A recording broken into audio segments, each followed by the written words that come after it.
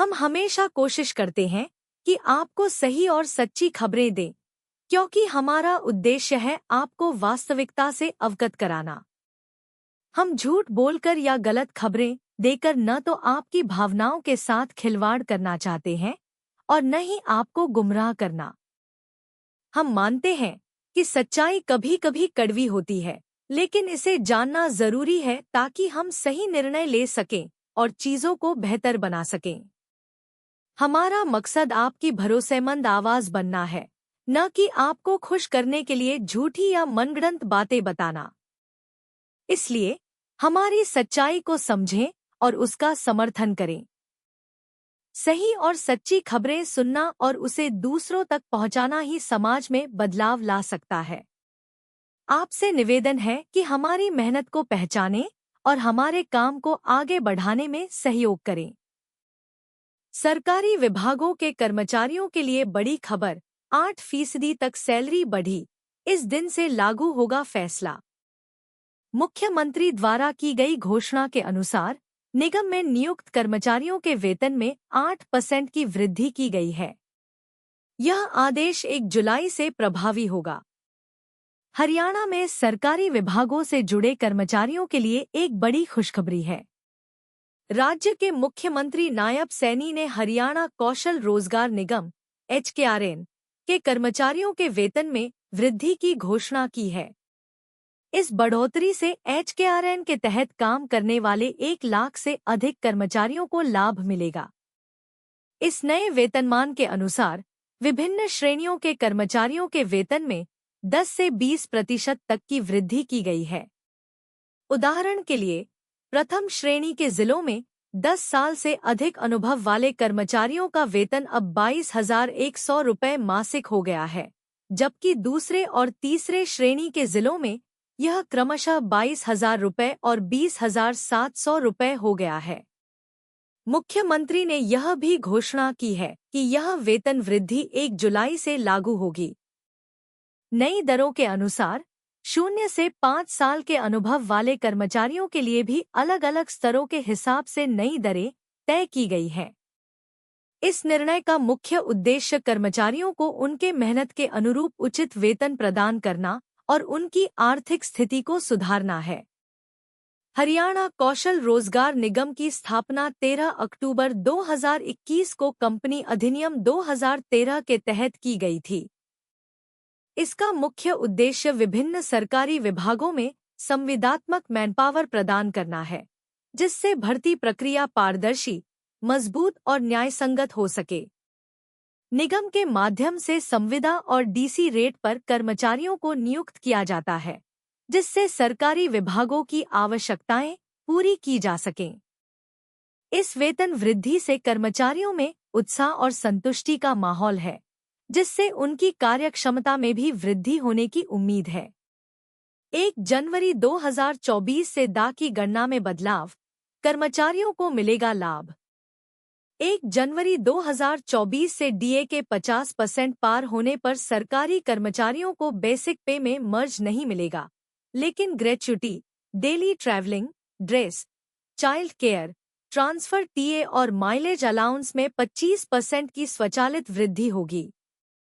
अतिरिक्त आदेश की आवश्यकता नहीं। 1 जनवरी 2024 से महंगाई भत्ते DA में 50% की वृद्धि होने जा रही है, जिससे सरकारी कर्मचारियों को कई तरह के लाभ मिलेंगे। इन सभी भत्तों और ग्रेच्युटी में वृद्धि स्वचालित रूप से होगी और इसके लिए अलग से कोई आदेश जारी नहीं किया जाएगा। सरकारी कर्मचारियों को इस वृद्धि का लाभ 1 जनवरी 2024 से मिलेगा। क्या 50% DA बेसिक पे में मर्ज होगा? क्या 50% DA बेसिक पे में मर्ज हो जाएगा? इसका उत्तर है नहीं। 5वें वेतन आयोग के समय DA के 50% पार होने पर इसे बेसिक पे में मर्ज किया गया था और इसका नाम डियरनेस पे रखा गया था। लेकिन 6ठे और 7वें वेतन आयोग में यह प्रावधान नहीं है। इसलिए 1 जनवरी 2024 से DA के 50% होने पर भी इसे बेसिक पे में मर्ज नहीं किया जाएगा। ग्रेच्युटी में वृद्धि। जगन्नाथ नायक जी ने पूछा है कि क्या ग्रेच्युटी बढ़ेगी। 7वें वेतन आयोग के अनुसार डीए के 50% पार होने पर ग्रेच्युटी की सीमा में 25% की वृद्धि होगी। वर्तमान में ग्रेच्युटी की अधिकतम राशि 20 लाख रुपए है, जो 1 जनवरी 2024 से बढ़कर 25 लाख रुपए हो जाएगी। डेली ट्रैवलिंग अलाउंस में वृद्धि। मुकेश गढ़ जी ने डेली ट्रैवलिंग अलाउंस के संबंध में पूछा है कि क्या इसमें भी 25% की वृद्धि होगी। हाँ, 7वें वेतन आयोग के अनुसार डीए के 50% पार होने पर डेली ट्रैवलिंग अलाउंस में 25% की वृद्धि होगी। विभिन्न स्तरों के कर्मचारियों के लिए यह वृद्धि लागू होगी। ड्रेस अलाउंस में वृद्धि। संदीप जी ने ड्रेस अलाउंस के बारे में प्रश्न पूछा है। डीए के 50% पार होने पर ड्रेस अलाउंस में भी 25% की वृद्धि होगी। विभिन्न कैटेगरी के कर्मचारियों के लिए यह दरें पहले से ही निर्धारित है और इनमें वृद्धि स्वचालित रूप से हो जाएगी।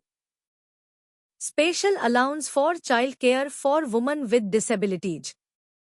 महिलाओं के लिए विशेष चाइल्ड केयर अलाउंस में भी 25% की वृद्धि होगी। वर्तमान में यह 3,000 रुपये प्रति माह है, जो 1 जनवरी 2024 से 3,750 रुपये प्रति माह हो जाएगी। ट्रांसफर पर मिलने वाला टीए। ट्रांसफर पर मिलने वाले ट्रैवल अलाउंस में भी 25% की वृद्धि होगी। विभिन्न स्तरों के लिए यह दरें पहले से निर्धारित हैं और इनमें वृद्धि डीए के 50% पार होने पर स्वचालित रूप से हो जाएगी। Mileage allowance. माइलेज अलाउंस में भी 25% की वृद्धि होगी। निजी कार या टैक्सी से यात्रा करने पर वर्तमान में 24 रुपये प्रति किलोमीटर की दर से भुगतान किया जाता है, जो डीए के 50% पार होने पर बढ़कर 30 रुपये प्रति किलोमीटर हो जाएगा। इसी प्रकार से ऑटो रिक्शा या स्कूटर से यात्रा करने पर यह दर 12 रुपये 50 पैसे प्रति किलोमीटर हो जाएगी। Daily allowance. Hotel charges, travelling charges और फूड चार्जेस के लिए दिए जाने वाले डेली अलाउंस में भी 25% की वृद्धि होगी। विभिन्न पे लेवल के कर्मचारियों के लिए यह वृद्धि लागू होगी। इन सभी अलाउंसेस और ग्रेच्युटी में होने वाली वृद्धि के लिए अलग से कोई आदेश जारी नहीं किया जाएगा। 7वें वेतन आयोग के लागू होने के समय ही इन संबंध में दिशानिर्देश जारी किए गए थे। इस वृद्धि का लाभ 1 जनवरी 2024 से सरकारी कर्मचारियों को मिलेगा। सरकारी कर्मचारियों को इस वृद्धि का लाभ उठाने के लिए कोई अतिरिक्त कार्रवाई करने की आवश्यकता नहीं है। सभी आवश्यक निर्देश और दिशानिर्देश पहले ही जारी किए जा चुके हैं। अधिक जानकारी के लिए संबंधित ओएम ऑफिस मेमोरेंडम को नीचे दिए गए लिंक से डाउनलोड किया जा सकता है। इस प्रकार डा में वृद्धि के साथ साथ विभिन्न अलाउंसेस और ग्रेच्युटी में होने वाली वृद्धि से सरकारी कर्मचारियों को वित्तीय रूप से लाभ मिलेगा।